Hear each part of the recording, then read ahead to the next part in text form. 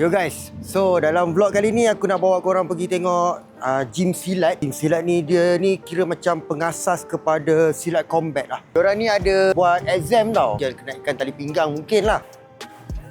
Hello, dia dekat mana? Dekat atas misi Tengkampai. Saya rasa saya nampak ada budak naik tadi. Tapi bila saya naik, budak tu dah hilang lah.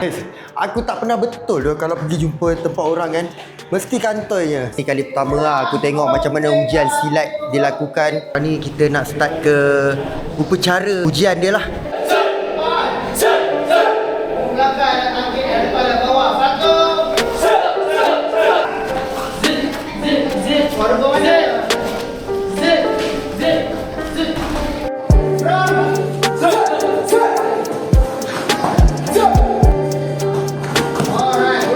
Diorang ni silat combat tau. Diorang ada sparring pakai boxing glove untuk sparring diorang.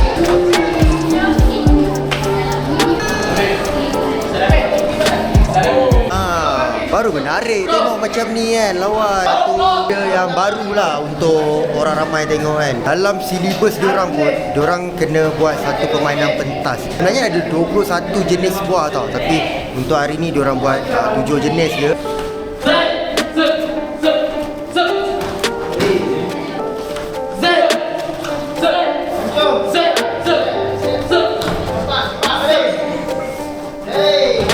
Tamat sudah guys, diorang punya ujian hari ni. Aku rasa bersyukur sangat, happy sangat sebab dapat tahu, dapat kenal dengan dunia persilatan. Mana ini adalah masyarakat tradisi orang Melayu tapi aku tak kenal. So hari ni aku dapat kenalan. Aku harap kita boleh jumpa lagi di vlog akan datang. Mana pula kita nak pergi, jangan lupa follow. Banyak lagi tempat yang aku nak pergi. Ataupun korang boleh suggestkan juga kat mana aku nak pergi next.